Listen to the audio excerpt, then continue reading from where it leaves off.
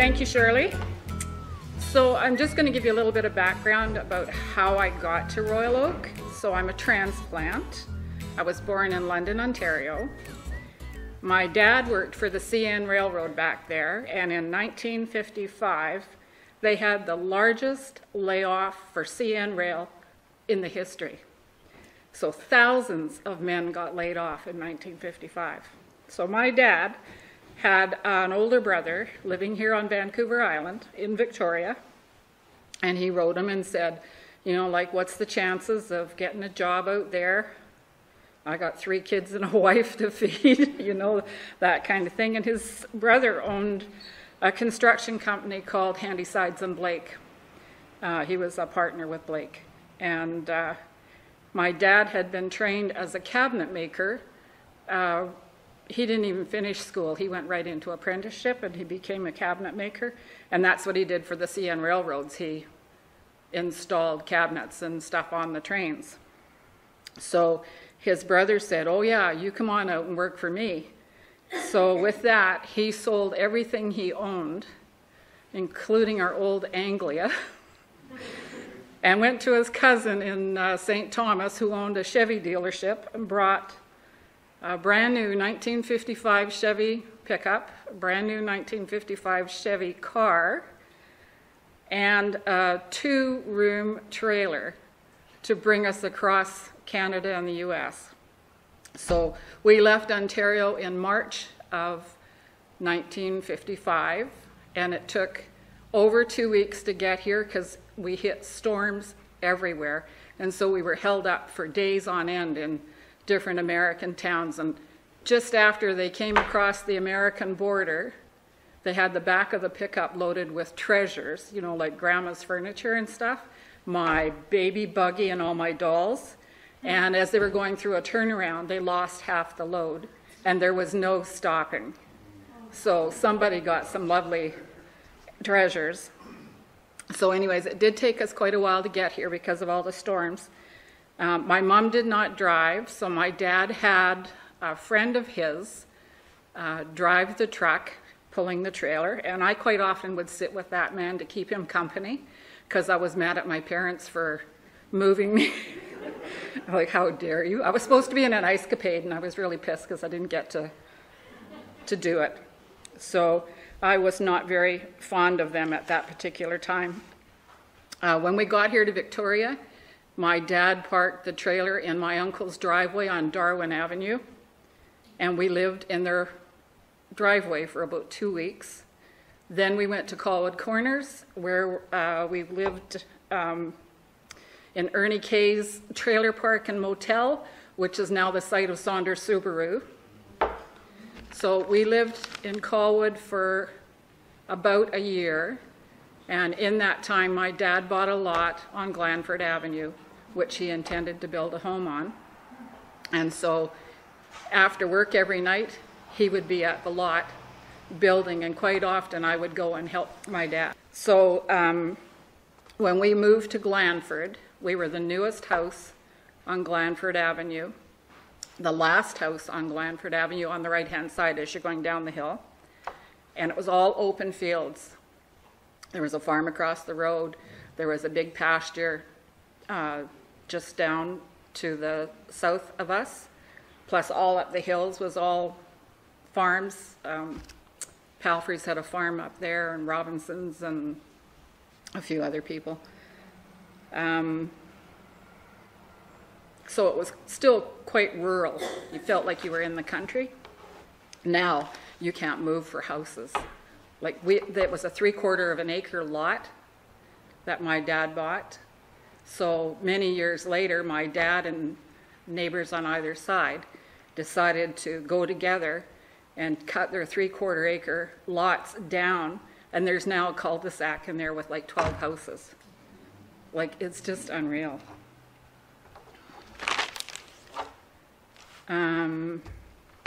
So yeah, that was a brand new 3-bedroom, state-of-the-art home with a basement and a garage inside. It was pretty awesome. And my parents lived in that house until 2004 when they both passed away.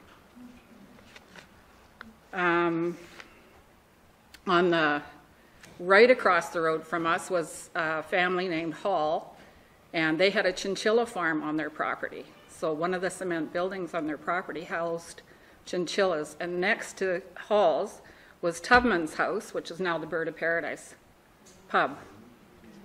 And I think Dougal's house has been torn down, but there's like 6 houses where Man Avenue was not a through road.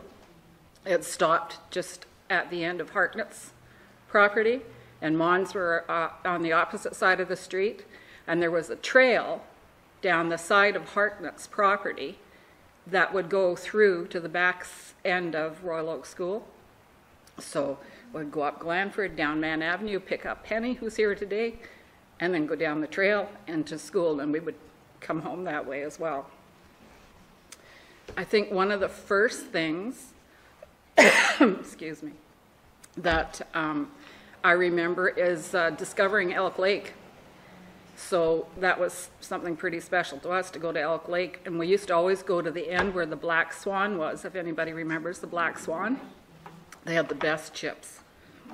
So we used to take picnic dinners there after work sometimes. And another thing I can remember, we used to, if anybody else did this, just put your hand up. Ever ride your bike without hanging onto the handlebars? So, I practiced like crazy to do that, and I could ride my bike from Glanford, where our house was, all the way to the Royal Oak Shopping Centre, which the roads were quite different then, because Glanford came right down to Douglas Street. And if you remember where the old People's Hospital is at the end of Glanford, so that was the last building before you hit they called it the highway, but it was then still called Douglas Street. So there was a part of an old road, and I'm not sure what that road was, on the opposite side where Slater's and Schwam's had. It was a road that had been there before, and they took it all out except for that one section right in front of Slater's house. And then after you passed Schwam's, you were entering the old Royal Oak Shopping Centre. I also used to ride my bike without anybody going with me. You could never do this with kids nowadays. From Glanford all the way to Beaver Lake, and would go through the back end of Pipeline. There was a trail that you could get all the way through to the lake on. I think lots of us remember that trail. I attended Girl Guides in the original Royal Oak Schoolhouse, and then we went to Mrs. Bradley's, and Carol and Margaret were both saying that they thought there was another place we went to, but I only remember Bradley's and the schoolhouse. I also had piano lessons from a lady on Man Avenue named Mrs. Hicks, and she actually taught quite a few kids in the neighborhood, so I don't know. Penny, did you ever have lessons from her? Unfortunately, yeah. And every open field was a ball diamond to us, and there was lots of open fields around. So just behind where the old people's home was, there was a big open field, which is now the Quadra Street exit. We used to play ball there. We used to play ball in the back of our yard. We used to play ball in the back of Dougal's yard. We used to go down to the school and play ball, like we were baseball fanatics. I also used to ride at the Golden Rule Riding Academy on East Saanich Road, and that was thanks to Trudy Amann. She took me out there and got me hooked. And as a child, I did the usual things like babysitting, picking raspberries at Heels, picking strawberries at Kello's. And I don't know if anybody remembers the old Royal Oak Cafe, the original one that was just a long, thin little cafe right by the trail that went past Schwam's. And all it had was a counter and stools up to the counter, no tables or anything. It was just a little short order place, hamburger and milkshakes. I was 14 and I lied and said I was 16 and got a job as a short order cook and waitress. So I did that one summer. Heels is where Centennial Pool is now. That used to be Heels. They had a big raspberry farm there. Penny and I both used to go and pick raspberries. Yeah, what did I say? Oh, that's all right. It's memory.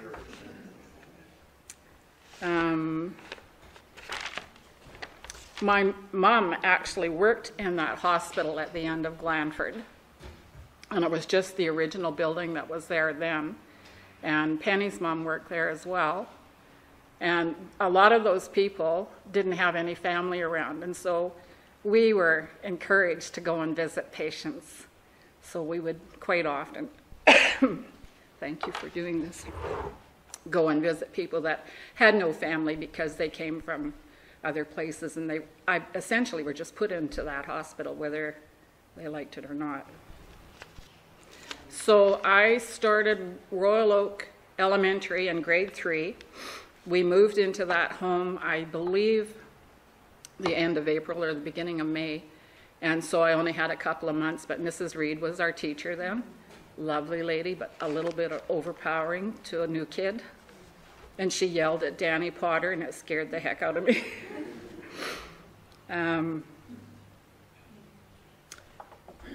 I stayed in Royal Oak Elementary and went into Royal Oak Senior, started grade 7, and got Mrs. Reed again. By that time, I quite loved her. And she missed us. That's why she came up to the high school.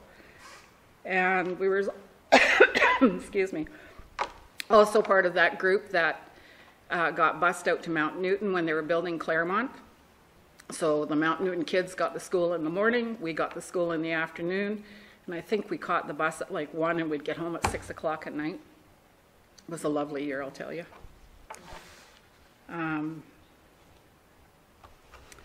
Yeah, I stayed at Claremont until Mr. Lott and I had a difference of opinion about my choices for grade 12. And so I went and got a full-time job the next day and said, poo to you. So I was hoping Diana Punt would be here because my next line is going to be, Diana Punt, I am so sorry and I apologize, but I never graduated, and I've attended every graduation ceremony that Royal has ever had.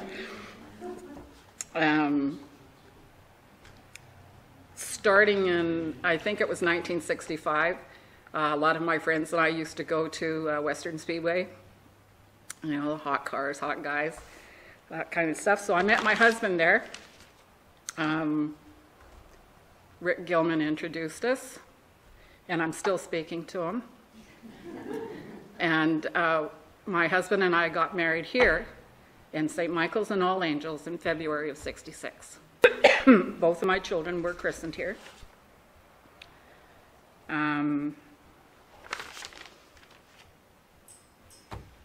So getting to places where we lived, when Ken and I were first married, we unfortunately had to live with his parents because we didn't have a place yet, and we were a little bit undecided as to what neighborhood we were going to go to.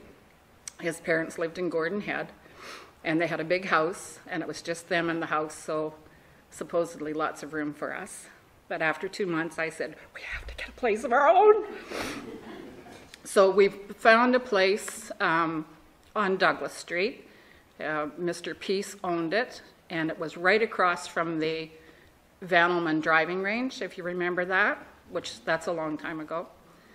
And lo and behold, my next door neighbor was one of my school chums, Shirley Hunt and Morris Hunt. We all lived just right by Fat's Poultry Farm. So that was lots of fun. Very interesting year that we spent there, I can tell you that. After that, so we went through a few expropriations too, because Mr. Peace came to us and said, I'm going to sell the house because they're going to expropriate part of the property to put in the Pat Bay Highway. And our house was like right there where they were going to do it. And he offered to sell us the house. So it was a house and an acre of property for $11,000. And I thought, oh, wow, we could get that. And he said, no, I don't think that's a good deal. Or I think his mom said, no, that's not a good deal. And we ended up moving out to the church rectory at the corner of Spartan, Old West, and Oldfield. You know where that?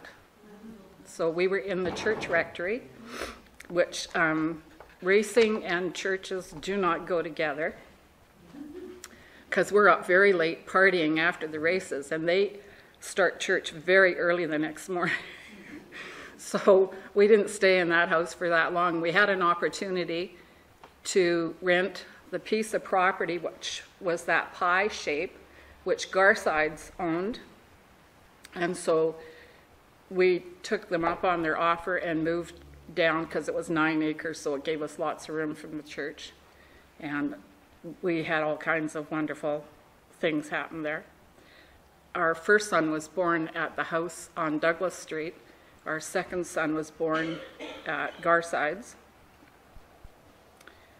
While we were living in Handysides, we found a piece of property on Gilly Avenue, which is over closer to the Helmicon Hospital, or Holland and Hastings, if you know where they meet, just down in that gully.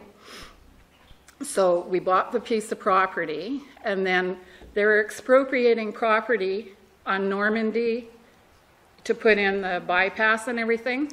So we had an opportunity to buy the Phelps house off of Normandy and have it moved to the property on Gilly. So I took Royal Oak with me. And unfortunately, before we got that house finished, we parted ways. And I ended up living in a basement suite behind my parents on Glanford Avenue. So always staying kind of close to home. When we were in that house on Douglas Street, I worked at Woodward's. I was a cashier in the hardware banks until I got pregnant with my first son.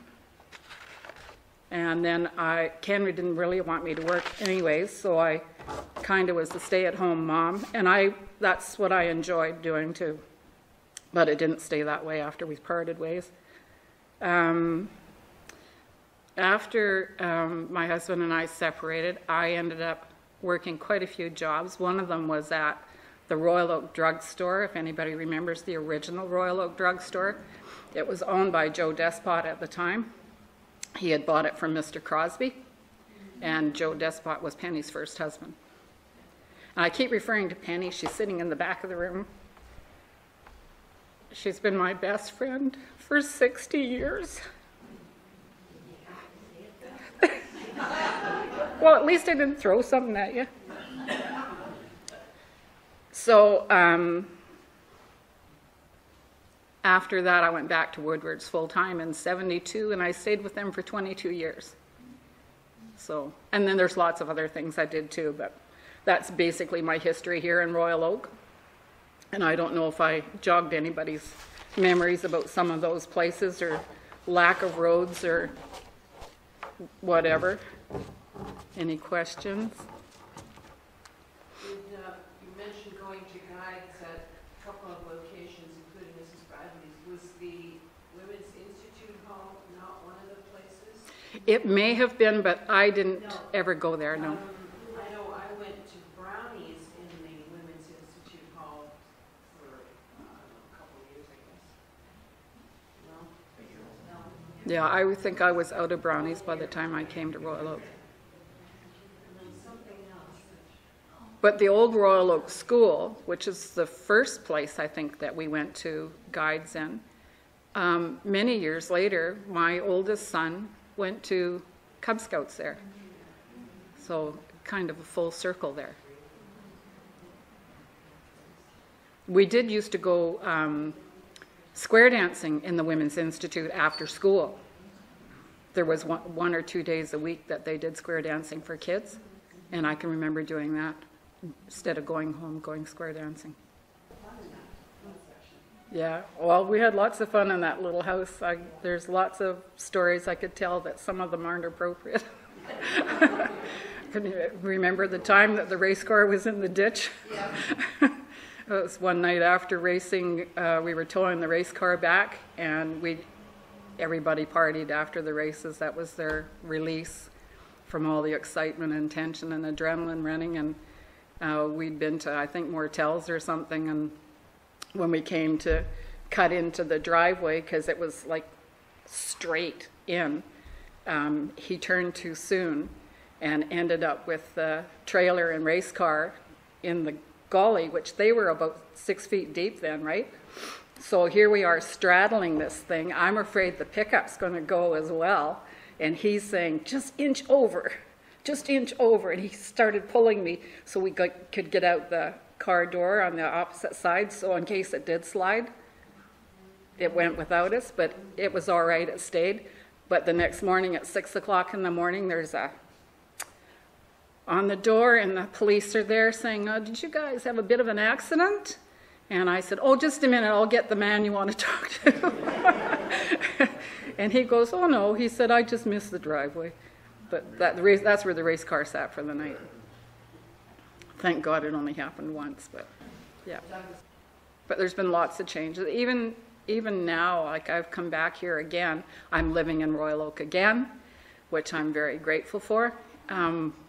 But there's so many changes even now. I drive around to places that we used to go to when we were kids, and to friends' houses just to see if their houses are still there. And some of them are and some of them aren't. But yeah, it's nice to come here because this never changes. What year did you start grade 3? 1956. Oh, you're young. I was just going to say, if you're trying to figure out how old I am, I'm 69. No, I wasn't. I was just trying to get the time for it. Yeah, yeah. We arrived here in 55 and started school here in 56 in Royal Oak. Yes, Ina? Did you know the Tubmans very well, Mr. Tubman? My mom knew them better than I did. We would go, like my mom would send us over with stuff for them, or Mrs. Tubman had something for us and she'd say go over and get it. But their children were older than us. I don't know if they were on PTA or something together, because my mom got involved in everything just like Penny's mom did. They were on the PTA, and if you were in sports, they were there at every sports function that you went to, and I was into sports heavy. I played everything. Other families around there that you have memories of? Well, Penny's always been in my life, so like the Frenches I remember. Sampson's was another one, Dougal's, Dudney's, Kelly's. Oh yeah, the Fullers. They bought Hicks's place. I also used to take art lessons from a lady. Was it Hobbs? Yes. Across from Wilkinson? Right on the corner? Yes. Yeah. I actually did a summer camp with her, and I was 11 years old. And that's kind of what spurred me into doing art. And now I teach art. So, yeah. And actually, does anybody remember Mr. Chow? From the, he was the art teacher. And The same one that taught Beaver Lake Elementary? Yeah. I think so, yes. So I ran into him in Broadmead Shopping Center. And you know how you look at somebody and you think you know them, and then you do the double take? And I realized who it was, and I turned around and I yelled, Mr. Chow! And I was like in my 50s when I did this. And he kind of looked around at me, and I started to run up to him with my arms out, and he goes, whoa, tell me who you are first.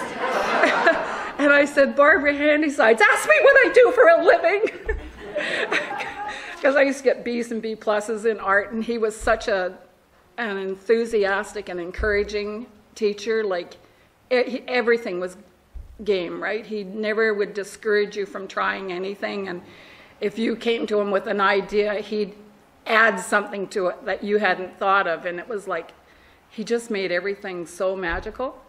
So, and I'm jumping up and down with him in my arms saying, I teach art. Yeah. So. Was that when Jimmy was at Fairmont? Did you go to Fairmont? I did for 1 year. What year was that? 1964. Okay, I started there just a year after that. Yeah. Mr. Lott and I had a difference of opinion. So. Did you go skating at Quick's Pond? Oh yeah, we did Panama Flats, Rithitz Field. No, not Quicks. We did Rithitz and Panama Flats. And I used to catch the bus down to Memorial Arena. Every Friday I would go to Memorial Arena. What else do we do, Shirley? Oh, riding horses, oh my God. Different world, wasn't it? Well, heck, when we first moved here from Ontario and we lived in Colwood Corners, and you know where the Wanda Fuca Rec Center is? That used to be the Department of Defense property, and there was old bunkers down in there that they used for training purposes when young men were entering the forces. And we used to play in those bunkers when we were kids. Like, it was the greatest playground going. You said you taught art now. Where do you teach it? Oh, I'm not teaching right now. I'm actually, this is kind of a long, convoluted story. I was in a very serious car accident a year ago, about 18 months ago. And it happened up north, and they didn't have the facilities to help me. And so I moved back to Victoria for medical reasons so that I could get more rehabilitation and stuff. I was teaching off and on, but I find it too hard on me right now because I can only sit for so long, I can only stand for so long. I have a broken back and both shoulders got pulled out of the sockets. My pelvis is twisted. I had a concussion for 2 months. I'm actually lucky to be here, so every day is a blessing. Yeah, I'm amazing. I am.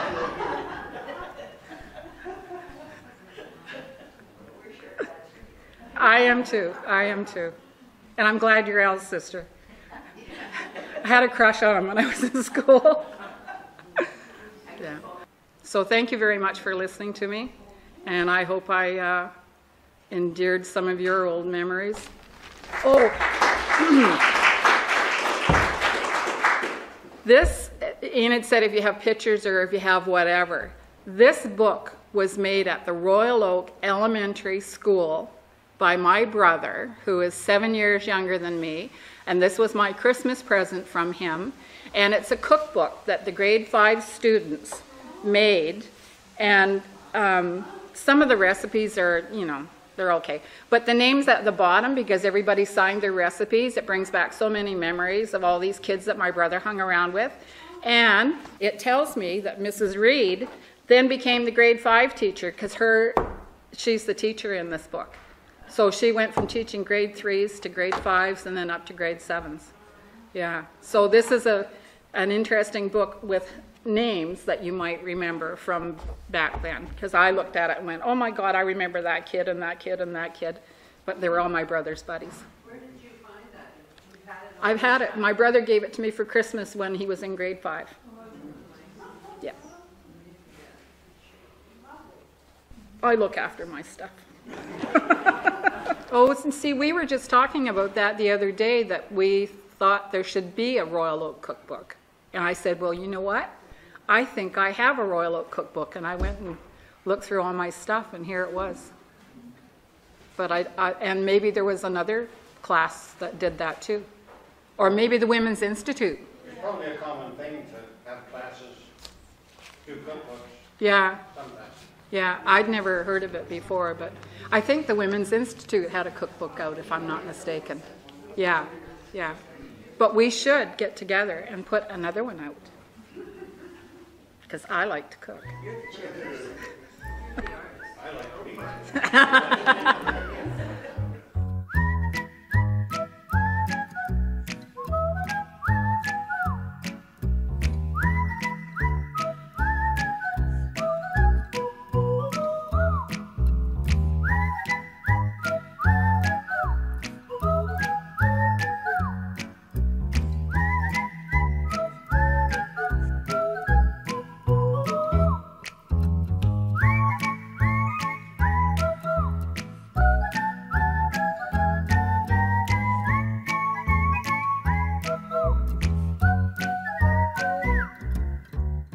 I attended Strawberryville School in the one-room schoolhouse that is still standing on the upper section.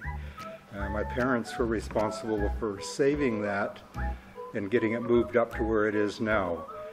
That was grade 1, 2, and 3 in the same room.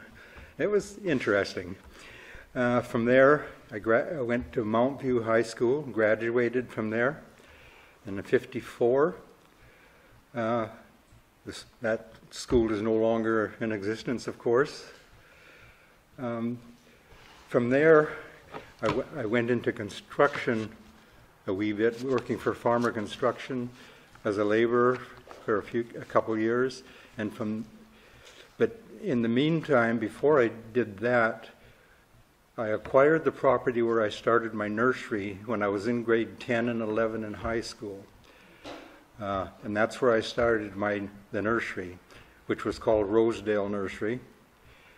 I grew perennials, shrubs, and it gradually evolved in greenhouses, and I was growing poinsettias and potted plants and that for sale. It became a problem getting enough volume to sell, so I always wanted to have my own store. So that's when I purchased the store at Royal Oak from Lloyd Park, who had originally started the garden center there. I stepped ahead a wee bit there.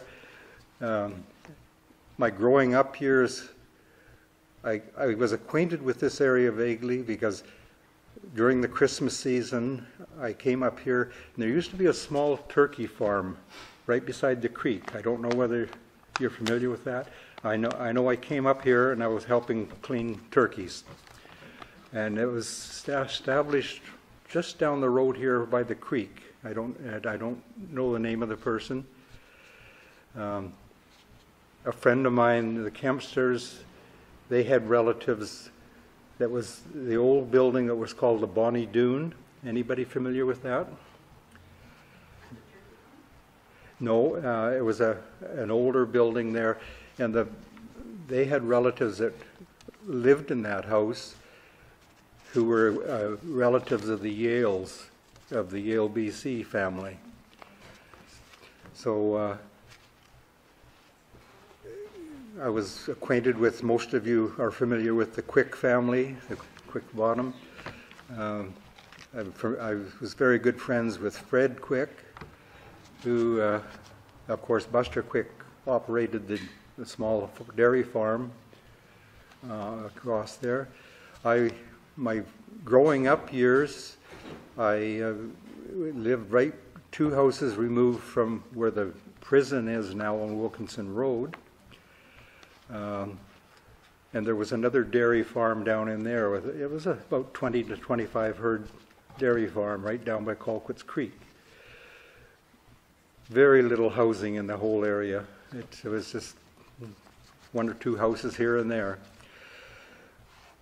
As I moved further up, getting older, the volume I needed to do to dispose of the plants I was growing, that's when I acquired the store at Elk Lake, or Royal Oak from Lloyd Park.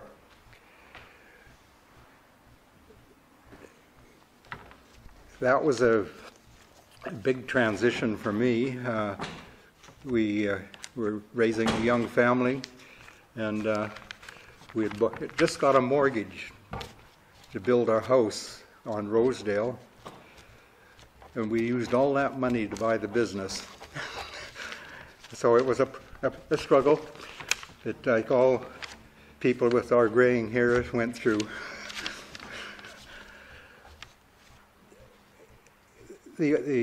One of the few things that I remember on coming up this way was the 5-way intersection on Interurban, where there was a general store and the Colquitt's post office, and that's where I acquired enough money to purchase the property. I used to deliver groceries all the way to pretty near up to West Saanich here on my bike for a Mr. Phillips, who operated the grocery store. And so I was vaguely familiar with the area. So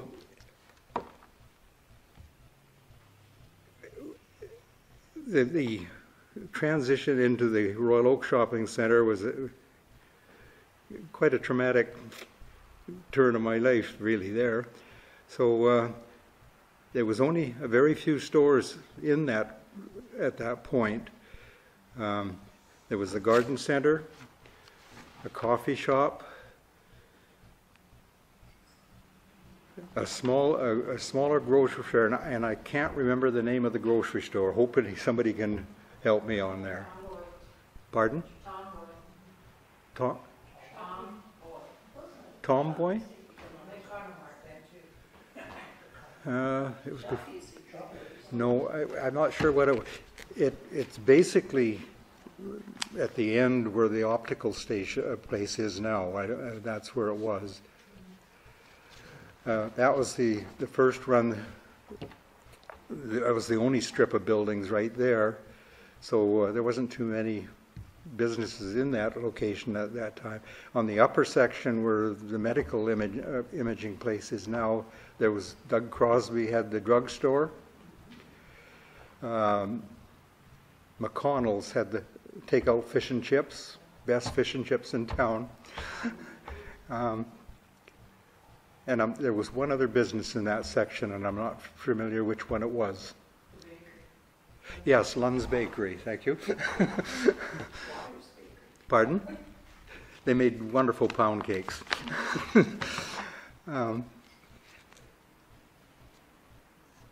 From there, that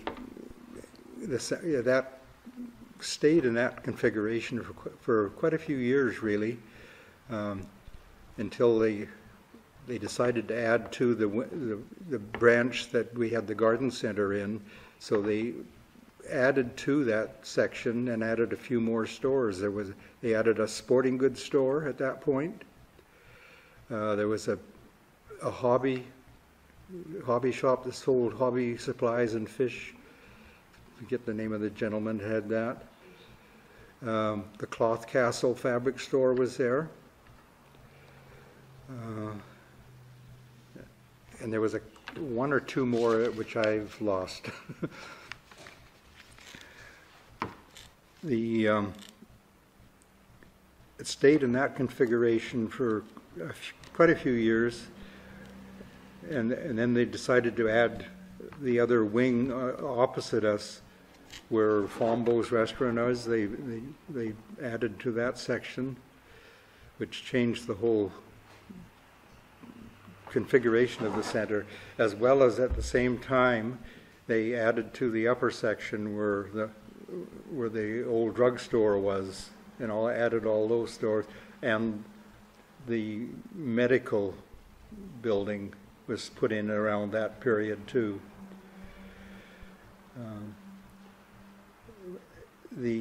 When they decided to, and this is where I'm very confused at timing on it. I'll step back a couple of years in the fact when we had the garden center originally, I used the open field behind that strip. I think it was a man by the name of Mr. Turner that had that, and I rented that property for storing the nursery stock at the back of the store. So the next major move we had in the center was they decided to build a grocery store where it is now, as well as doing some renovations and moving the existing store into there. So in that process, we were moved into where Reg had his butcher shop during the busy Christmas season, which was a disaster. An awful time to move into a new premise. It was a very narrow strip of the building, but we managed. So we had to do business there for about 4 or 5 months in a temporary, as they built the new grocery store where it is now, and some of the building they added more buildings on the Fombo section at that time.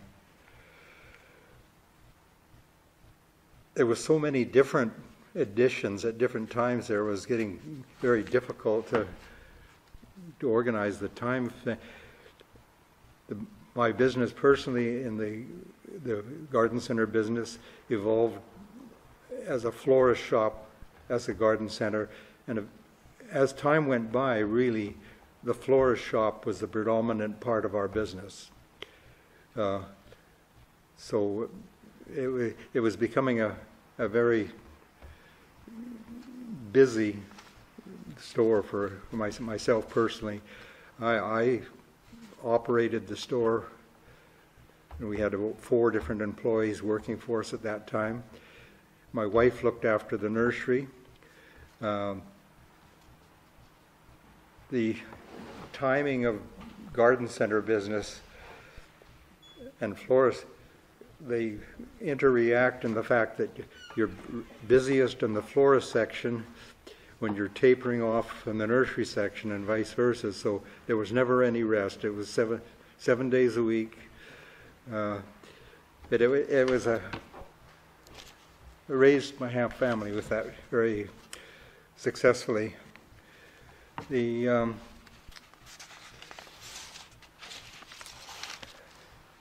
After we moved into the new, when they finished the renovation, we moved out of the temporary butcher shop into our garden center. We had a greenhouse at the back of that. We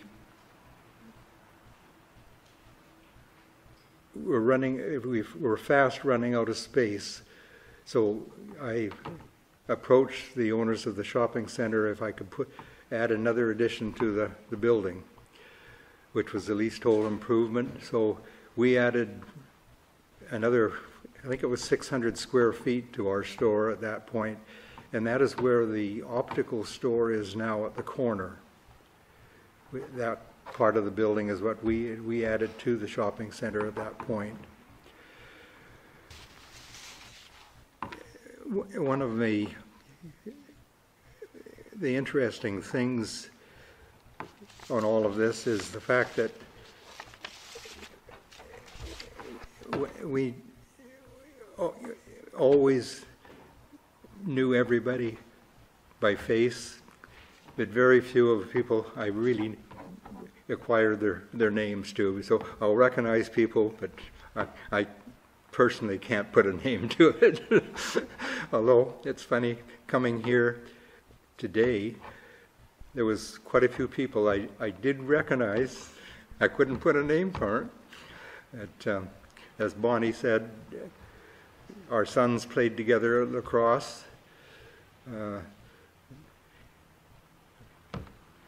I forget your name. She worked at the accountant's office, so we seen her once a year when we took our financial reports in for.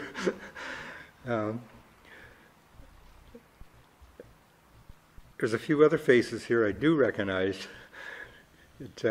It's basically from along being here, from recognizing as customers in our store. I understand you will be having one of the Winterbottoms to give you a talk. They were next door to 2 doors down from us in the original wing. I cannot remember the name of the people who operated the boys that operated the sporting goods store. Can anybody help me out there?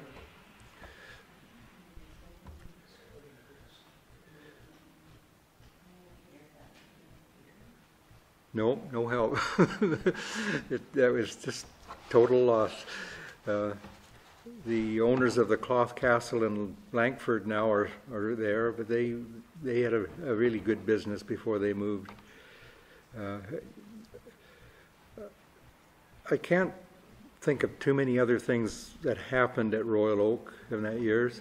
It has certainly changed in configuration now than to what it was 20 feet, because I have been gone from there now for 26 years, believe it or not.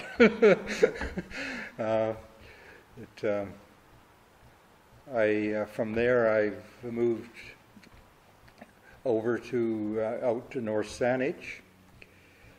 I'm where I reside now, and pursuing a very active hobby of wood turning, completely removed from gardening. But I do still have an acre of property which I try to keep maintained. Yes? What year did the hardware store open and when did it close? They opened on the first major extension to that wing, which the garden center was in. So I would put it 47, 79. I would put it about 1980. They opened. I think it would be somewhere in that vicinity. That would be the same time the sporting goods store opened and the cloth castle. All those businesses came in at that point. So I'm not quite familiar with what date it was, but I think it would be around 1979, 1980. Yes? Reg Thomas had a butcher shop there at Royal Oak. Yes. And I understand when he left, you took over his shop, is that right? Well, yeah, that's when they did a major renovation to that section. I think he left at that point. Yeah. Every Saturday and order a shell-bone roast. Yeah. Because he was still in business because they put a dividing wall in between his butcher shop and my garden center. So we were side by side with a temporary wall between us. It wasn't very good for him because I sold insecticides and garden powders. Wasn't too good for a butcher shop. But we got along. It was temporary, 6 months. Yes. The Turner family that you mentioned, did they have a farm there that you were talking about as a family? No, it was a family home. He had acreage behind, and that's where the Eaton's warehouse complex was built. I don't know what that's used for now, but it was that field behind the garden center. Okay. And I'm not sure, but I think my aunt, they used to be involved with the Turner family, my aunt and uncle. Yeah. Anyway. It could be. I never knew them really that well, but I did use the land behind there, which he had. In around that time too, I acquired the corner opposite the back entrance of the Royal Oak Shopping Center. Is it a senior citizens complex there now, or just condominiums? I think it's just condominiums. Yeah. Well, I owned that piece of property for about 5 years. Tried to get it rezoned from Saanich. I wanted to build a standalone garden center, and which didn't materialize. They wouldn't pass the zoning, so eventually Saanich bought the property for me to build that complex there. So. Were there wholesalers on the island for your flowers, or did you have to go to Vancouver? I spent basically 2 days a week traveling the last ferry to the first ferry, going over to the flower auction to buy the flower section. I produced from the nursery at Royal Oak, where the Strawberryville School is now. I grew most of our plant material there myself, but the flowers and that I did get in Vancouver at the flower auction. That was an early morning. It started at 6 in the morning, and you had to rush to get the ferry. Yes. At the beginning of your talk, Bob, you mentioned the name Kempster. Yes. Is that Bill and Bee Kempster? Correct. Bill? Are you still in contact with their son? No. Bill passed away just prior to Christmas, I guess. There was no notice except a very 2 or 3 line obituary in the paper. Bill Kempster passed away at age 91, I think. And that was it. You have no idea where his son is. The son, to best of my knowledge, lives in the Highlands. And I presume he's still there. But I have had no contact with the son since. He had some connection with the Sanishan Fairgrounds, whether he still does. That might be a lead to get in contact with him. I've tried at the Horse Center several times, but nobody seems to know. No, but try the Sanishan Fair executive, because he was part of the executive there for a couple of years. The son was. So you might be able to tie him in there somewhere. Was there any other? Yes. What got you interested in growing plants and flowers?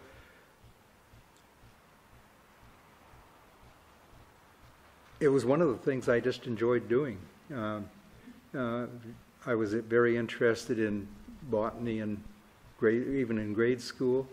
My parents had a property on Wilkinson Road next to the prison, and they had an extra lot beside there, so I cultivated that and just grew plants. It was one of the things I just enjoyed doing. It's a very relaxing form of work. It is work, though. Yeah. Any other questions? Yes. Not a question so much, but you mentioned the coffee shop. Yes. Is that the strip coffee shop that was right where you left the parking lot to go past Schwann's and up past Slater's? Actually, the original coffee shop was very close to where that coffee shop is now, at the end of that wing. It's in because you forget these things, as you know, you really do. These things start to come back when you start to talk to people and people interject with different things. All of a sudden, oh, that was what it was. It is hard to get. The last month since I was asked to come and do this, I've laid in bed at night trying to figure out all this. I lost a lot of sleep over this. Is there any other? Yes. I'm pretty sure that my dad supplied you with holly and wreaths at the Christmas season. That was Frank Doyle from what's now Doyle Road. But I haven't. Yeah, he was connected with the Artifact Society, I believe. Correct. Yes. He supplied me with greens and some holly. When I upgraded my boilers and that at the nursery, I donated my boiler, which was an old-style locomotive boiler, and Frank Doyle administrated that to get it to the Artifact Society. So I didn't know Frank all that well, but he was glad to get the locomotive boiler at that time. So I'd forgotten all about that. Yes. Did you ever know an Ed Lowrunner? Oh, I work for Ed Lowburner. Did you? Yes. My dad, he planted a lot of our plants on 52 Portland. Yeah. I worked with Ed Lowburner and Doris Page was there at the time, who had the TV program. I think it was called The Garden Shed on Chex TV. Ed Lowburner, I was working for him at that time. We did the original planting in Abkhazi Gardens. So that was a very knowledgeable man. He was probably the foremost expert on alpine plants in Western Canada and the U.S. at that time. Very, very knowledgeable. Doris was a very knowledgeable person too, who worked for him. Yes. Yeah, his nursery was laid out quite a bit different than the average nursery is nowadays. He was dead against mass selling of plants in garden centers. He was a hands-on man. But any other notations or yes? I was just wondering, you were a florist shop, and who did you make flower arrangements and corsages and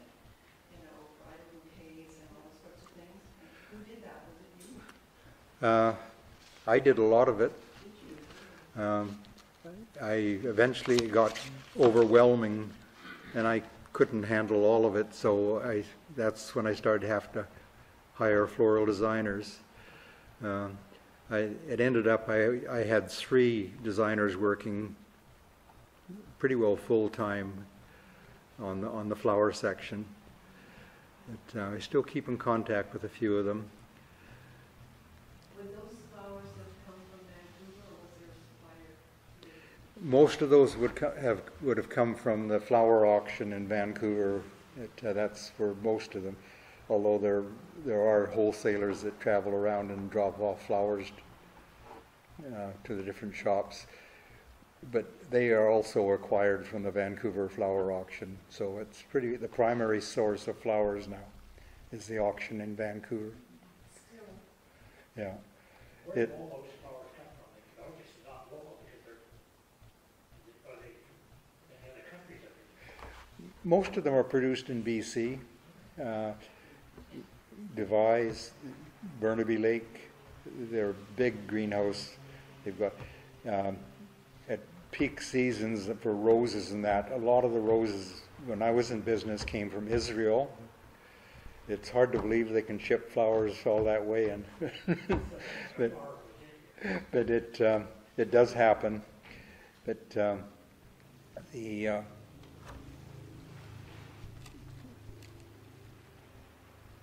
the interesting thing with the flower auction, it started off as, I don't know if any of you are familiar with how the auction works, but the clock starts off at a high price and graduates down, and you press a button and decide what price you want to pay.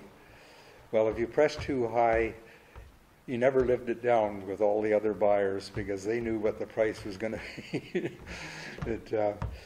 I think it's operating on 3 clocks now. It's mind-boggling.